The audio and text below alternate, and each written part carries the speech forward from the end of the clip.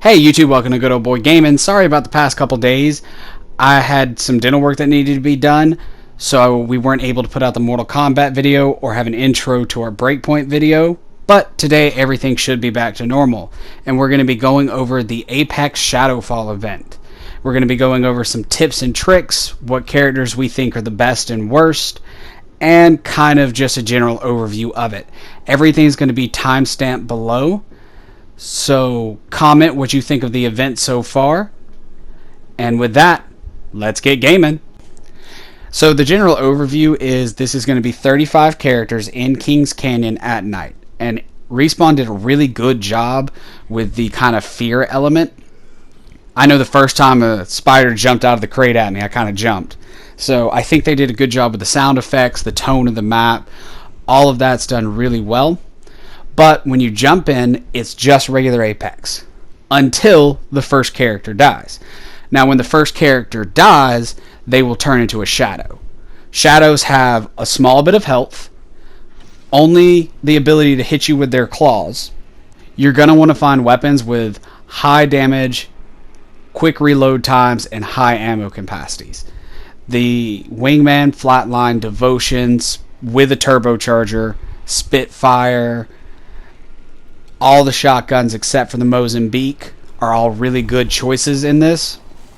And then you're going to want to find something that is not great armor. If you have great armor, the shadows will knock you in one hit. One hit with gray armor or no armor is an insta down. So aim for blue or higher. And if you do get blue or higher, don't be fooled if you're like, oh, I got a gold shield, I can take 3. Nope, it's 2. You take 2 with blue, purple, and gold. So not really that big of a difference. But you kind of want to get that extra hit in. So maybe if you're reloading, you get hit once, you can kind of bounce away. So you're going to want to land a little bit outside of the circle. Because in all honesty, the best way to win as the legend is to just avoid conflict at all times. You're going to want to avoid it. You don't want to get hit by the shadows. You don't want to be bothered. And the best way to do that is not land where everybody else is landing.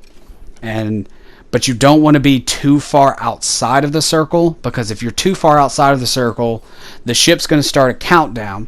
And once that countdown starts, it takes forever for the ship to land in its location.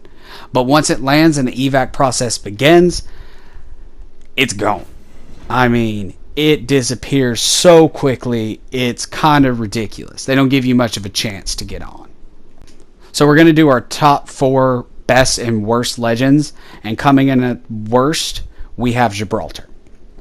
Now, Gibraltar's dome shield doesn't help him at all because it just makes him a giant shiny target for the shadows to hit. And his missile barrage is too slow. The shadows can run away. You might get 1 or 2 of them, but it doesn't really help you, and everybody sees your location. Coming in at number 3, we have Bangalore. Now, Bangalore doesn't help because the shadows actually have the same vision that a threat detector would. So her smoke doesn't help. And again, the problem with her missile barrage is the same as Gibraltar's, where it's just too slow. It doesn't help out at all. Coming in at number 2, we have Watson. And now Watson, her traps don't really work for this game mode.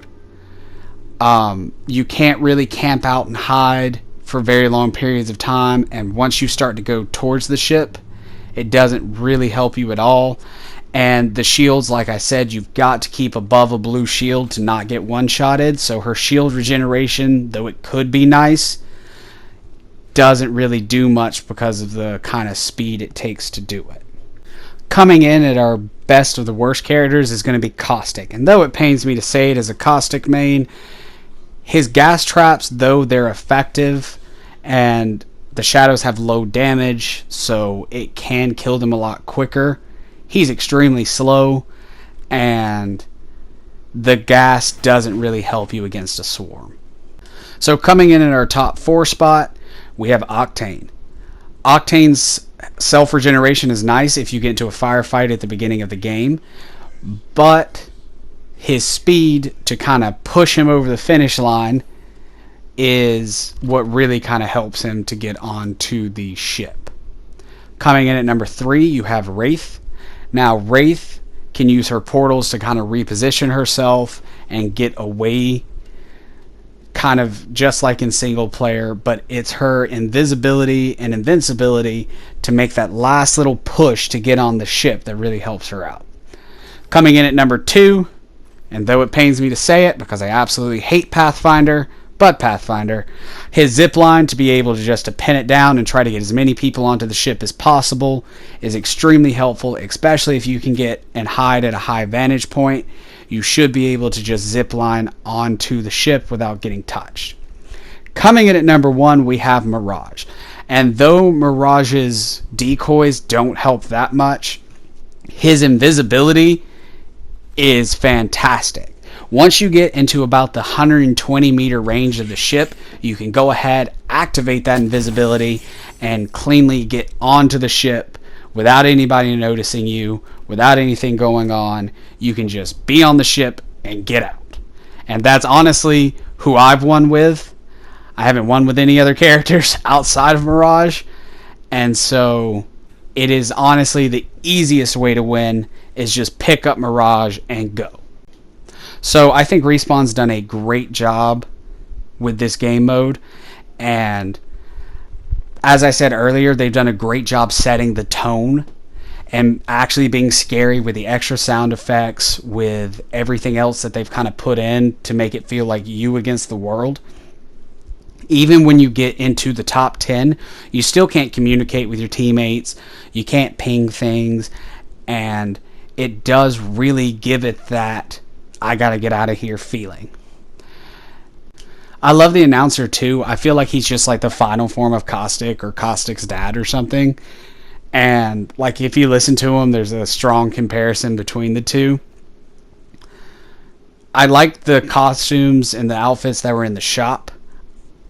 And the weapon skins that you get. The Devotion looks extremely cool. The Scarecrow alternator is really cool. I thoroughly enjoy, the way that one looks. And I even like the kind of neon boned R301. I do have to say, though, it seems like a lot more work and effort were put into these skins compared to what we got in the Battle Pass. And that's kind of annoying, because since these are one-time event skins and that's it, it kind of pushes you to buy them, which I understand. I'm not complaining about the microtransactions on a free game. That's not that big of a deal. And I don't really care about the cosmetics. But I do feel like if you're gonna kind of push people to get the Battle Pass and these events, they should kind of be on par with one another. It shouldn't be like a clear, the pay-only event is 100 times better than the still paid for Battle Pass event. But that's just my personal opinion. So even though I do thoroughly enjoy the game mode, I think there needs to be some changes for balancing issues, because I do think that this should be extremely shadow friendly, but not as shadow friendly as it is. So for example, the dropship evac should be a little bit longer. I'm not saying make it the same time as the ship coming in, but if it could be, 4 or 5 seconds, because there's been so many times I've been at the dropship about to step into the circle to get on, and the ship leaves. And that's kind of ridiculous for how long it takes for it to come in. But also, one thing I have to say is I think all shields should be equal in this for the shadows. For example, the gray shield should not be a one and done. It should be the exact same, like one hit knocks your shield completely out, no matter what color that you have, and then the next hit knocks your health out. Because it's kind of ridiculous to find that gray shield and then just get knocked one time. Outside of that, I don't see too many other flaws or anything that could really go wrong. So if you liked our video, go ahead and hit the like and subscribe button. Click the bell for future notifications. And with that, keep on gaming.